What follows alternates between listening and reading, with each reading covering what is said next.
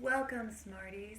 This Growth Mindful Mindshift message is powered by Trifecta. Through affirmation, information, and motivation, we aim to revolutionize self-regulation, one growth mindful heartbeat and breath at a time. Our mission is to empower educational leaders, learners, and home support providers to manage themselves growth mindfully so that our vision can be realized, that every child in America will feel safe, at peace, and valued. So I'd like to talk specifically today about the mind shift of SMILE. The purpose of SMILE is to help children use breathing, and adults to use breathing and stretching combined, moving their body from a seated position all the way into a standing position, back to a seated position. So their brain is having to communicate to their body, and they're filling their body with a lot of oxygen as they're breathing. So we start with a lead-in, and the lead-in will be used for several mind shifts, not just this one. But we start with, our intention is that it will result in calmness, focus and attention, and self-awareness. So every time we're working with children in creating a mind shift for them, it's helpful for the adult and for the children. But our goal is for them to be calm, for them to be focused, and them to be self-aware. Our intent is self-regulation is that person self-regulates. No teacher can control a child, no parent can control a child, no child can control a teacher, no child can control a parent. The only person who has control of you is you. And by teaching children very early at young ages that they can regulate and giving them strategies to regulate, our intent and our hope is that they will regulate. And the adults who do these practices, these mind shifts with them, it can benefit them as well. It's never too late to learn how to regulate. So the lead-in for this mind shift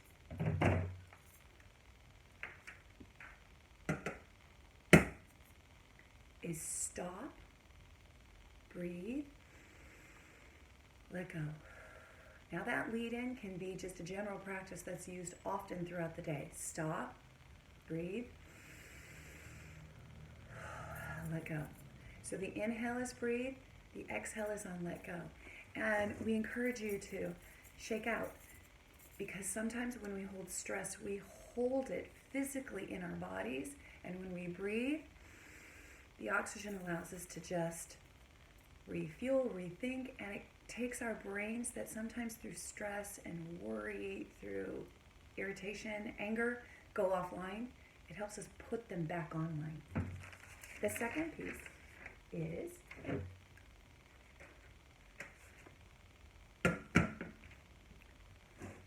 pause, breathe, smile.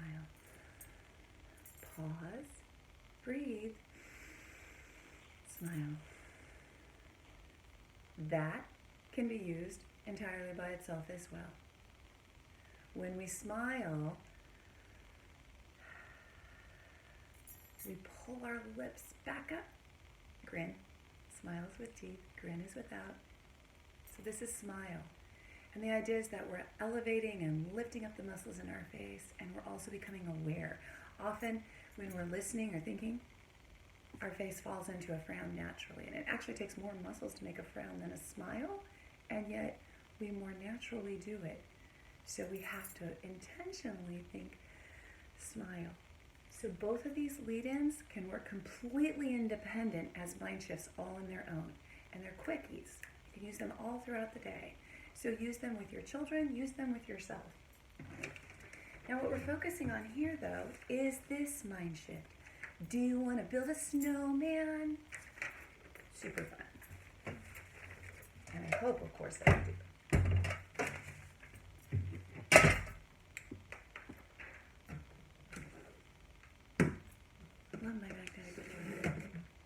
make sure you can see these. I'm a displaced TK teacher, so I'm out of my classroom. So my house has become a classroom. I always have too much stuff here. Now I have just different too much stuff. All right, so here's our smile. So it leads right lovely into this pause, breathe, and smile. This is a SMILE Mindshift. So when you smile, the 5 letters of SMILE become an acronym for the practices that we're going to do. The 5 components of this mind shift. The S has multiple S's. It's kind of S. So first, it's making snow. So it's moving the hands. This is snow in sign language. So we're making snow. And that starts from a seated position. So this mind shift starts from a seated position on the rug. You can either be crisscross applesauce, or you can be on your knees, like squished down on your knees. So your knees are underneath you. It's probably better to be crisscross for small children than up on your knees. But for an adult, if you can't crisscross, I have difficulty with crisscrossing now. My knees come way up because I'm not as flexible as I used to be. So you can just be knees like this, bent under you. You don't want to do that for very long because it cuts off circulation. So with children, you want to have them curl up like a pretzel. They can start with their palms up or palms down. I prefer palms down, and I teach it palms down. But some children just naturally put palms up. So what you're going to have them do is put their palms down, resting on their knees, so they make snow. And then from the snow, they're going to build the snowman. The snowman is going to be built in 3 stretches, kind of like we're constructing the 3 balls of the snowman. So first what they're going to do is they're going to cross their body. You have a center line, it's called a medial plane, and you want to cross that medial plane like you're yawning. You're going to reach up. It's a waking up the brain. And when your arms are up, and you're going to inhale when you're doing the cross and the yawn, like a yawn. And then when they get up here, I had to yawn. When they get up into a V, their arms are high up in a V. When you come down, now you're going to exhale. From the V, you exhale. And you're kind of making a big circle. So you stretch, get to the V, and then you come around. And you do that from a kneeling position, or from a crisscross position. Then you'll get up onto your knees.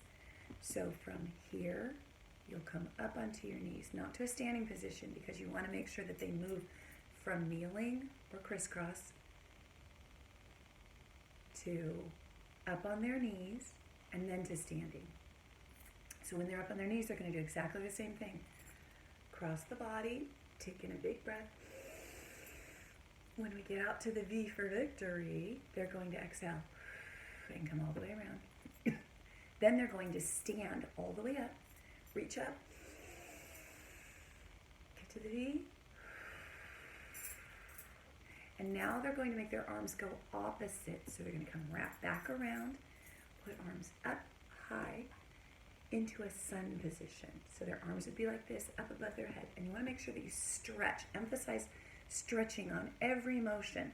The stretching and the breathing are what's so important, because that's what oxygenates the blood. The breathing, inhale, puts that oxygen into your bloodstream. Stretching lets it travel quickly. And then the exhale takes out all the carbon dioxide that you don't need in your body, helps you release all the stress. So we go from the sun position and standing sun, because you want to stretch your whole body from the tips of your fingers all the way to the tips of your toes. And then the sun is going to melt us. And you can do like rain, or you can say like wind. Then they're going to go back into a crisscross position or into a kneeling position. And we're going to add the the M is melt. M is melt. The I is going to be inhale. So from that kneeling or crisscross position, they're going to inhale. And then hold the breath. And so what we're going to do is use the L to lock lock the breath in. So we're going to make it sound like you're slamming the door shut, locking the breath in, and holding cross hands so that you see that you're not letting the breath out. And then we're going to let that go with an E exhale. And you can do shh, or you can do go back up. And we're going to start the mind shift a second time. You want to go through 3 times. So again, we go back to snow in a kneeling position. We reach up. Inhale, V. Exhale, onto our knees, getting up onto our knees. Inhale, second ball of the snowman. V, exhale. And then we're going to stand all the way up. And we're going to inhale. Stretch high. Exhale. And then we're going to go the opposite direction up into the sun. Stretch, stretch, stretch, and breathe. And then we're going to exhale. And when we exhale, we're going to melt. All the way down to a kneeling or to a crisscross position again. And we're going to inhale. Lock it. Exhale. Let the snow come again. We're going to do our snowman.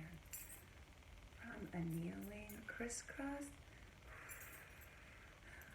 up to our knees. Standing up on our feet.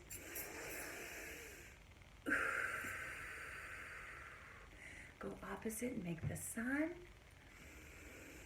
And we're going to melt one last time. Hands are back to our knees.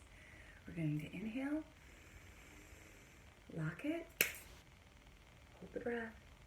Exhale.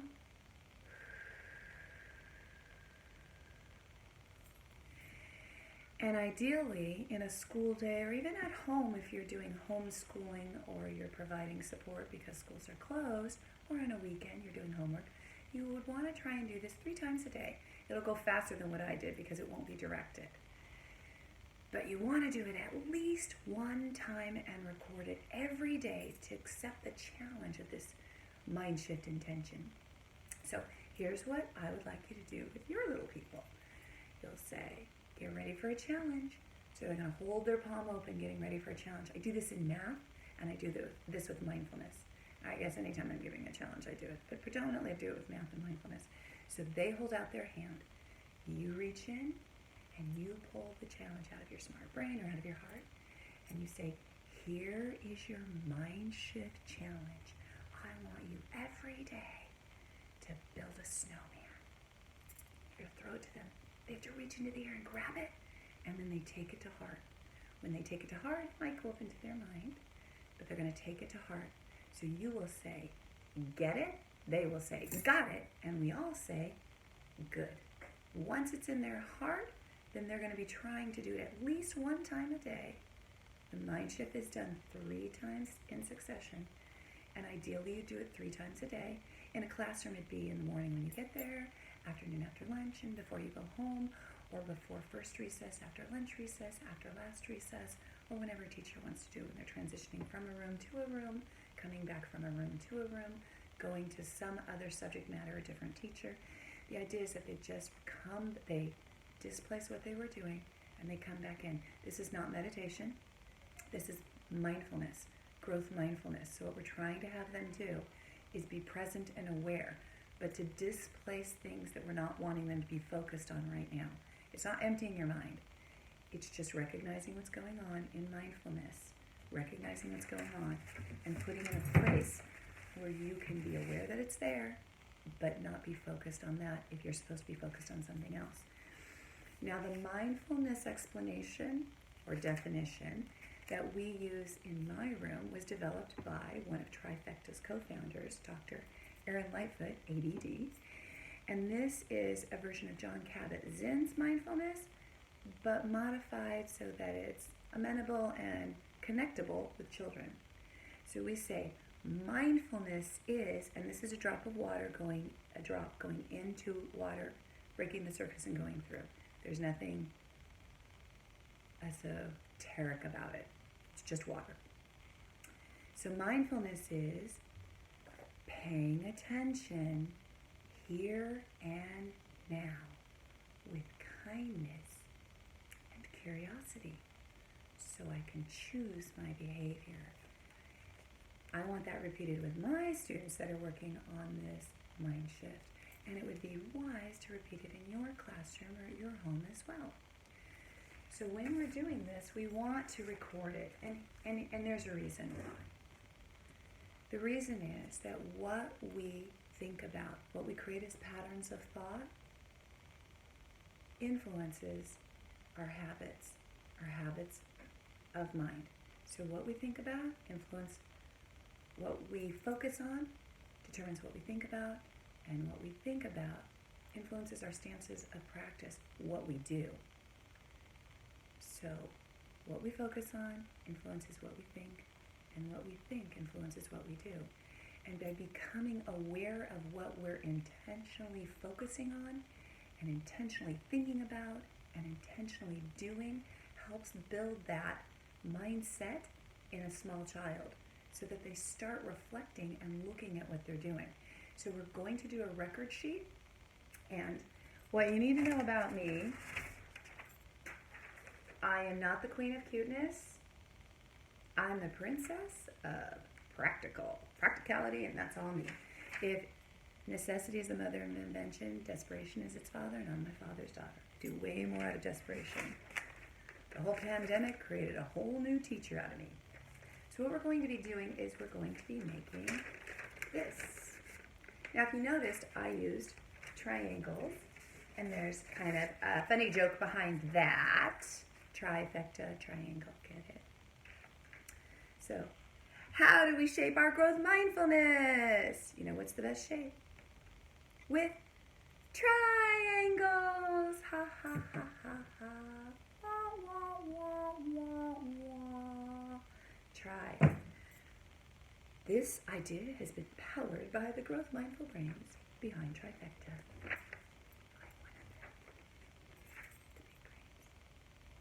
Okay, here's why triangles. And here's why this format, and here's why we have kids do it all by themselves. A triangle is one of the easiest shapes for children to construct. It's one of the first ones that they try and write because A, B, C, they see A on all kinds of things. So when they first are learning how to write, they usually draw the arc of an A. And because they do that so frequently, they usually can construct it easily. But now a triangle just has the line across the bottom, not across the middle. If you're using circles, they're really hard to keep the same size until you're much older. If you're making squares, it's really hard to make all the sides even. If you're making rectangles, you might have some that are super large and some that are super small. If you're making ovals, it might be hard to make them look consistent, and they might make them too big or too small. So triangles are an easy shape for children to construct on their own. The reason we want them to do their own record sheet is the same reason that we would want them to make their own thinking map. Because what we're trying to do is imprint it into their own psyche. We want this to live on their schema, not ours. So if we make a beautiful one on a computer and we print it, they're doing less of the work. And really what we're trying to do is get them to have a mind shift. They're shifting their thinking into regulation and all self-control. So the more that they do by self, the more independently they do everything, the more that they're relying on self and not other. And when it comes to regulation, it's all about self, not other. You can punish and you can reward, but you cannot remotely control any kid. Except you can mute them on Zoom, which is phenomenal. Doesn't happen in a real classroom or real life. Later you could be looking for that mute button. So take a piece of paper. I am literally just going to use this lined paper so that you have a reference point. You can use lined, you can use plain. It doesn't matter. Just a piece of paper. What we're going to do is we're going to fold it in half vertically, up and down. Tall, y'all. So we're going to go kiss the corners, and it doesn't have to be perfect. You want to get it close because what you're trying to do is find the midpoint. And if you see, I have a shadow line there. I don't want you to use a marker. I just want you to see the line. So here what I've done is I've taken a black marker and drawn the line down the center. But I want you to just rely on the shadow line because we're going to reference that later. It tells us the midpoint of the paper, and because we're doing a 21-day challenge, it's 7 and 7 and 7. Since it's an odd number, there is a midpoint. So we're going to start by doing the first triangle in the middle, and then we're going to span it out so that we have them evenly spaced. And that's all. There's a strategy in everything. Then you're going to open it back up, and we're going to go opposite. So we're going to do it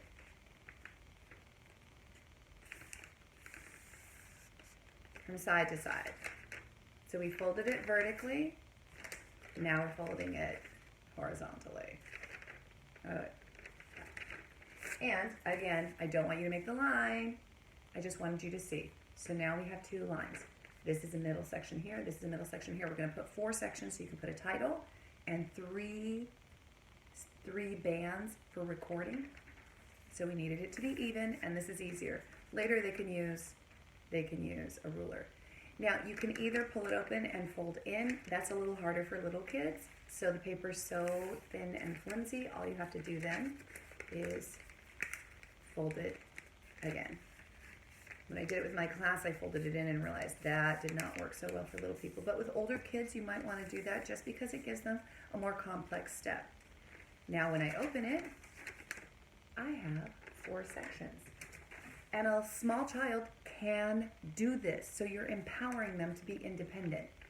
So here, and you're not going to use this line. I don't want you to do any lines on it. You can do lines across if that's helpful. So what you could do is, I'm going to put the red of mine at the top so you'll know that that's where the title's going to be. Now, because it's really hard to make a straight line unless you have a ruler, what I suggest with little kids, even as an adult, it's easier for me, if you just literally kind of wiggle the pen on the line, it's easier to stay on the line and it looks fine. So you kind of make a little bit of a wave, looks like a little cloud, and you're only going to do 3, and that will create 4 boxes. So this is math for them as well. Fractions. Fractions are very, very complex, so the sooner you start with those, the easier it'll be as well. And then this is where that center line becomes so important, because we're going to make the first A. We're going to find that midpoint where we folded the paper. See the shadow line. And I'm not going to do it at the top, I'm going to do it at the top of the first line I drew. And I'm just going to put a little dot here, and a little dot here, and a little dot here so that I know where the middle is. And then I'm going to make the frame for my triangle, and all I'm going to do is make capital A without a line across it. So I'm going to slant down left, slant down right. Then I'm going to slant down left, slant down right, slant down left, slant down right. And now I have a center point. I want to put 3 triangles to the left and 3 triangles to the right. So I'm just going to make them, and they don't have to be perfect. You just need to have 3 on one side. And you can do it row by row, or you can do it moving from top to bottom. There is not a right or a wrong. Now that I've made these, they can be my models for what's underneath. So I'm going to do this. It's probably easier to start at the center and work out left and then work out right for little kids. So if you started at center, go to the right, make 1 to the left, make 1 to the right, make 1 to the left, make 1 to the right, make 1 to the left. And then what you're going to do is you're going to come across the bottom, and you're just going to close in all the triangles. And then you'll have your child label them. Label the paper, not the triangles. And what you're going to do is say, my triangles, or 21 triangles, or my 21 triangles. So my 21, and you have to have a face space, 21, face space, and we're going to put it in parentheses because this isn't how you spell triangles. This is triangles.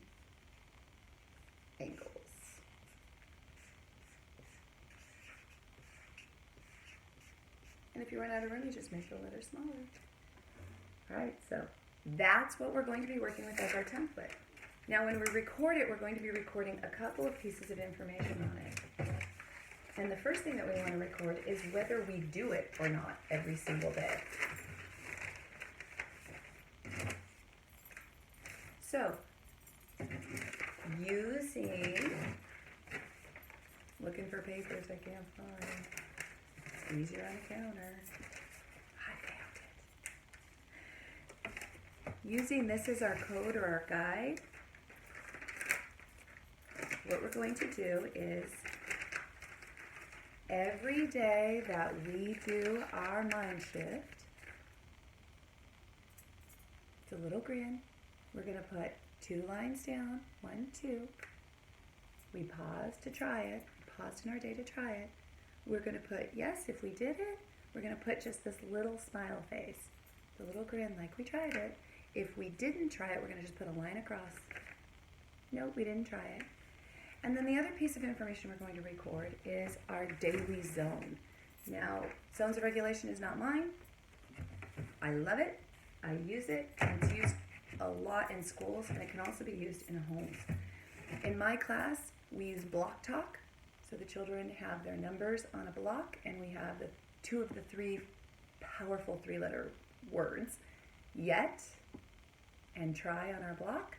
And then the color zones have been colored and their numbers are on them. So no matter what zone is up, I know whose block it is.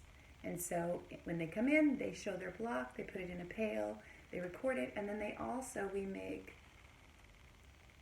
lights, and these are zones of regulation, stop lights, pause lights, zone signals. And this is from the Zones of Regulation book. I just copied these. You can make your own. You can find them online. You can make them look like inside out. However you want to do it is fine. And it's just, we do a stoplight in transitional kindergarten and kindergarten, so it just is, again, it's connecting to another schematic. So they're going to pick their daily zone, and obviously you move in and out of zones. You don't just stay in one zone all day. But they're going to pick the zone that they most stayed in for that day, and then they're going to either trace around their triangle after they put the face for doing it or not, or they're going to color it in. So here's the code of the day. So green zone, ready to learn. Yellow zone, not having such a good day, but not completely out of control. This is a kind of, we got to think about this a little bit, maybe have a little talk, step away, try some mind shifts to see if we can get back under control. Blue is I don't feel well, I'm kind of sad. And red is I'm totally out of control and I have to be removed from other people. So let's just say they tried the mind shift and they stayed in the green zone. They would put the little grin on their triangle and then they would color it green. Let's say they didn't try it because they didn't feel very well. Then they do it this way. And you're going to record every single day, whether you do it or not, and you're going to record your zone, whether you do it or not. This isn't a, yeah, you did it every day, or boo, you didn't do it every day, or yeah, you did it some, boo, you did it some. This is nothing except awareness. It's not accountability. This is not being graded. You're not in trouble if you don't do it. It will benefit you if you do, and this is to see how often you did it and how much it benefit you. So when we're finished, what's also important is that you reflect. So at the conclusion of the 21 days, these are the reflection questions that I want you to pose for your learner. First, how many total days did you build and melt a growth mindful snowman? And how you do that is you count them by their face. Question stem, the QS is question stem. So they would answer in a complete sentence, they'd use a sentence frame. This is red because it's stop and think about this before you answer. How did your mind and body feel when you built and melted a growth mindful snowman? Was it different on non-building days? And you can look at how they record their zones. Maybe it isn't. Maybe it is. And even though they're young, they might say, I felt fine, it was good, I was happy. Accept it. You can coach them to other language, but if they even construct anything, accept it. Receive it and accept it. That's where they are. And the last one is, because really what we're looking at is leadership. The idea behind controlling yourself is that you promote whatever skill set you have to become an optimal natural leader. And so we want kids to regulate themselves so that they don't follow other kids. They make decisions, informed decisions about who they're going to be and what they're going to do. And that's a leadership skill. We're looking for leadership over the course of a lifetime. It doesn't mean you're going to lead an army or you're going to be in charge of the CEO of a business. They might be. But even if they're not those things, if they become a parent, they have to be a leader in a home. If they're in a relationship, they have to take lead on deciding what it is that they want to do with their lives. If they are working in a business, they have to have leadership so they don't just get everything dumped on them. Doesn't mean you're in charge of other people. You can lead your own self and lead your own little community or family. So the last question, Sten, is how did the mind shift help you as a leader learner? So those are the three really important critical aspects that I want you to take into this mind shift. That was super long. But since you don't live inside my brain, I needed to dump out my schema so that you could put it into your brain, and you might have to look at this more than one time. I'm also going to do the mind shift, just the mind shift without all the ancillary stuff, the other stuff that we covered. I'm going to do that on a different video so that you can see that. And I'm going to put this up so that if you need to see it, you can freeze the video and see what it looks like. Here are the Growth Mindful questions, reflection questions.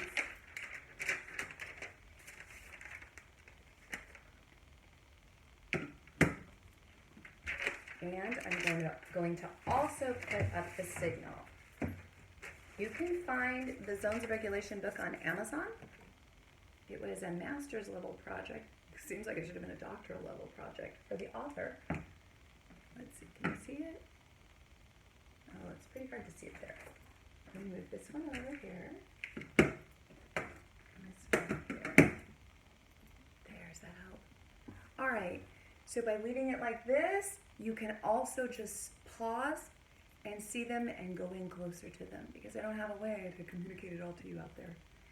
So thank you so much for sharing this mind shift message, this growth mindful mind shift message.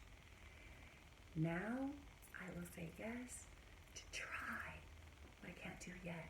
So what I would encourage you is to use your triangle and try this mind shift in your classroom or at your home, which is now also a classroom. Till later. Thanks for sharing this with me.